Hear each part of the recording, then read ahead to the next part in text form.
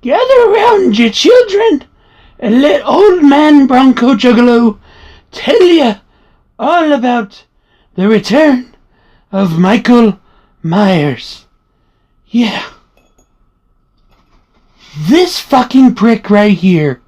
Let me tell you about him. Boy, do I have a yarn to spin you. What's going on, guys? Halloween 4 tells the return of Michael Myers. It is directed by Dwight Little, stars Danielle Harris as Jamie Lloyd, Ellie Cornell as Rachel Carruthers, and the late great Donald Pleasance plays, once again, Sam Loomis.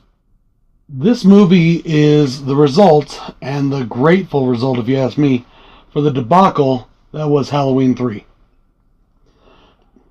After that piece of trash, they realized their mistake, and Mustafa Akkad realized that you can't have Halloween without Michael Myers. And he loved him so much, they brought him back. Plus, they knew it would make money. In the fourth installment, Michael has been catatonic for 10 years. As he's being transferred, something wakes him up, and he finds out that he happens to have a niece living in Haddonfield. It is now 10 years after the events of Part 1 and 2, 1988. Laurie Strode has died in a car crash and left behind her daughter, Jamie Lloyd. Michael, upon hearing that that is his only surviving relative, breaks out of EMT custody, kills them, and proceeds to Haddonfield. And of course, Dr. Loomis follows. This movie was filmed on location in Salt Lake City, Utah, which is really interesting because the filmmakers said that they had to be very careful as to not get the mountains in the shots. Like when you see the opening shots of the fields that are supposed to be outside of Haddonfield, the actual mountains were just right there to the side. And they had to be careful not to get them in the frame because there are no mountains in that part of Illinois. In my opinion, hugely interesting fact, and thank God this didn't happen. This was almost a Cannon film. Now, for those of you that don't know what Cannon is a film company in the 80s that got its hands on some pretty big titles. Superman, Masters of the Universe. And if you've seen those movies, you know why I say I'm glad they didn't get a hold of this one. That being said, I love Masters of the Universe. And Superman 4, I can watch it. They also put out Texas Chainsaw Massacre 2, which if you know me and you know any of my reviews, you know I can't stand that movie. So I'm still very grateful that Cannon did not get its hands on the Halloween franchise. The original script for Halloween 4 was written by John Carpenter. He wrote a script and he and Deborah Hill were going to produce the movie.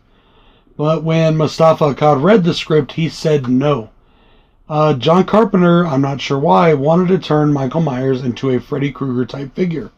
There was going to be some dream sequences, and it was going to have more of that supernatural angle. Mustafa Akkad did not like that idea. He wanted to keep Michael a little more grounded in reality, so he said no. In this movie, there is a very famous scene of Michael chasing Rachel, Ellie Cornell, and Jamie Lloyd around on a rooftop.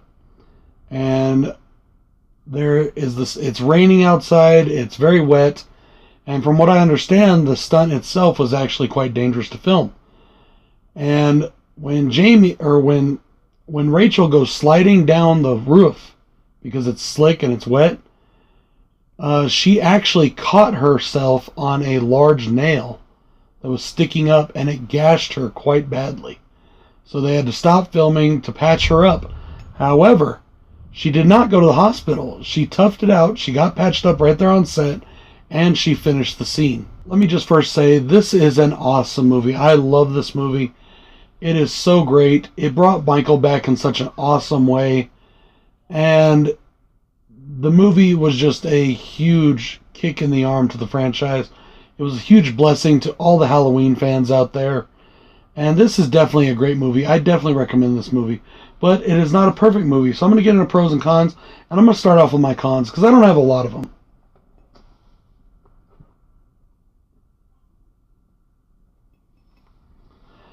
My first con, I actually have two cons. And one con is everybody's con. I'm going to save that one for the next con. But my first con in this is there is a group of rednecks in this film. And they're well-meaning rednecks, I'll say that at least. But the dialogue that's written for these guys was just bad. I just didn't like it. Especially Earl, the bartender. He calls the police and he's like, I'm not shutting down without a good damn reason. And he's like, it just rings. And he's like, well, come on. And he gets his whole posse together. And they head down to the police station to find out what's going on. As they're walking out, he says something like, phone never just rings at a police station. Not no how, not no way, or something like that. And I just thought that their dialogue was incredibly cheesy and incredibly bad. And just the way they talked seemed a little bit wooden. And I'm not sure if that was the acting or the dialogue, but I wasn't a big fan of the rednecks. My next con and my last con is the same con everybody has with this movie. The look of the mask. Did not like the mask. They put the eyebrows back in it. Didn't like it. If you've ever seen the cover for this, I'll try and put the picture up. I actually have it, but I don't have it within reach or anywhere where I can get to it right now. It's actually the cover, the picture for it is on my channel. That's my channel title, is Halloween 4. But the mask that's on the cover is actually the mask from part 1, just with brown eyebrows colored back in. I don't know why they did that, but that's not the mask that's in the movie. The mask that's in the movie looks not very good. I mean, it's not the worst mask this franchise has ever seen, but it's not my favorite by any stretch. So, definitely a con for me was the mask. I still plan on collecting it, though. I plan on getting all the masks in the series. So far, I've only got this one, and I own the new 2018 mask. It just hasn't got here yet. And I got a very rude email from Trick or Treat Studios saying, you pre-ordered it. It'll get to you in the order your order was received. I'm sitting there thinking, well, man, there must be a shitload of orders because I ordered mine quite a while ago. Jumping into my pros, my first pro is the music. This is the first score in the series not to be done by John Carpenter. And it was done by Alan Howarth. I'm sorry if I mispronounced that. I don't think I did, but whatever. And I think it had a great variation on the Halloween theme. I thought he did awesome with the music. He used a lot of the original score, but then he made some special things just for this. And he put his own spin on the Halloween theme. And I really enjoyed it. I think it's a really good score, a really good rendition of the theme. And it's one of my favorites of the franchise. Huge pro in this for me is the acting. I got to give a special shout out to Danielle Harris. Now, Danielle Harris is now considered a Scream Queen. She's been in lots of movies, including 4 Halloween films. But at the time, she was a young child actor just starting out. And usually young child actors are not the best actors. Like Alex Vincent. He did well for his movie, but in Child's Play, but not near as well as Danielle Harris did in Halloween 4. The little girl is just amazingly good. She is so talented. Why they didn't bring her back for 6 for free, I have no idea. Anyways, that's neither here nor there. We'll get to that in part 6. But huge shout out to her. Ellie Cornell, awesome actress. She did so well. One of my favorite final girls in this franchise. Just slides in right behind Laurie Strode in my favorites, final girls. So she's absolutely awesome. I love her to death. And Donald Pleasance, as always, he just brings it no matter what. Especially when he's playing Sam Loomis, he brings his A game all the time. The last actor I want to mention is George P. Wilbur, who plays the Shape, Michael Myers. I think he did an awesome job. He had the walk down. He was menacing. He was scary, and he was strong. And that is my next pro, actually, as well, is the portrayal of Michael. I love the portrayal of Michael. There's a really cool part in the movie where Michael is wrapped up in bandages, but he's wearing the jumpsuit that he gets off of a gas station attendant he kills. And I just love the way it looks. But I love the presence George P. Wilbur brought into it. There was one thing I found out that's kind of interesting. They wanted Michael to look a little bigger, to look a little more imposing. George P. Wilbur actually wore hockey pads under the suit to make Michael look a little bigger because he wasn't the biggest guy. I find that really funny, but it worked. It really did work. He's strong in this movie, just like he was in the first one. He's got that inhuman strength that we don't know where it comes from because, okay, he ain't Tyler Mane Michael Myers yet. He's not looking like a freaking Kane-sized wrestler, okay? He's still a normal-sized guy, but he's got that incredible strength. And I thought they did an amazing job. I thought George P. Wilbur did an amazing job. And it's definitely a goal of mine to get a mask signed by George. Big pro for me is the kills in this film. My favorite is when he shoves the entire shotgun barrel through the girl. I love that. I thought it was absolutely cool. At least we'd have some MTV while we wait for the cavalry.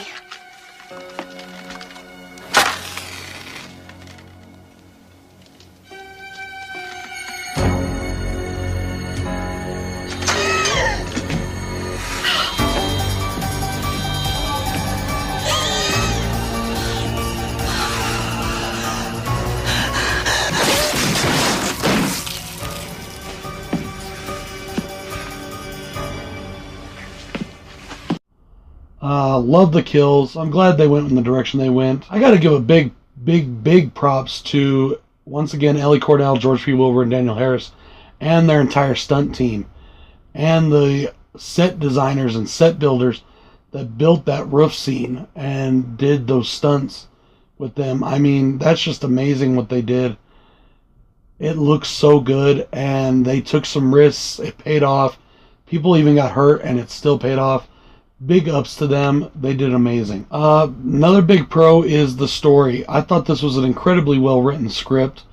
I love how they bring Michael back. I love the reason for him to come back. I love that we get this new protagonist in Jamie Lloyd. And I love the ending of the movie. Now, okay, big spoiler here, guys. At the end of the film, and I'm sorry, if you haven't seen this movie by now, come on. It's been out like 30 years? Yeah, come on now. All right. At the end of the movie, Michael is taken out by the state police. Tons of gunshot wounds, just bam, bam, bam, bam, bam. And he falls down into a abandoned mine. I think it's a mine. Looks like a mine. Or a shaft or whatever. Anyways. They return home. Jamie gets with her foster family, her adopted parents. And they're, comforting her and they're giving her love. And the mother takes her upstairs to get a bath, to get all the blood and nastiness off. And just to relax her and help her out a little bit. And the mother is running the bath water, and all of a sudden we see an eerie return.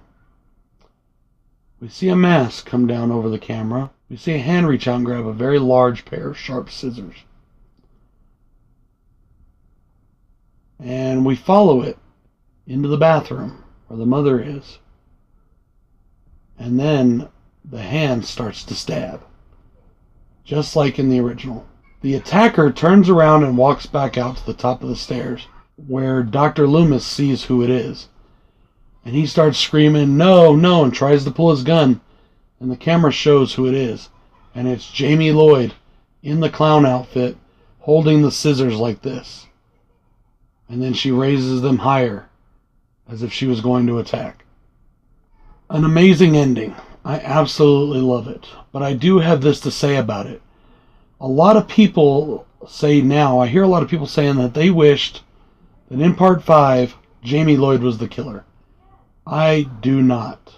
I love Part 5, and we're going to get more into this subject in Part 5. Jamie Lloyd, as good as I think Daniel Harris was, could not follow Michael Myers.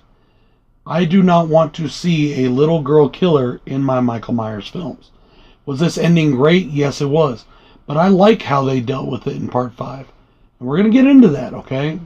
We'll get into that in the next review. But she cannot follow Michael. I'm sorry, nobody can. Part 3 proved that, in my opinion. Even if they kept this same storyline, it would not have been the same. It would not have been as good. Kudos to them for not doing that in Part 5. That's just my 2 cents. All of that being said, guys, that is my review. If you have not seen Halloween 4 for whatever reason, The Return of Michael Myers, 1988, go out, find a copy, and watch this movie. This is one of the best Halloween films in the franchise. It is a great movie. It is an awesome horror film. And it is just a beloved treasure of mine. And I'm going to leave you with what is, in my opinion, the best lines in this movie. And it's actually not a Donald Pleasance line. You can't kill damnation, mister. It don't die like a man dies. Peace out, y'all.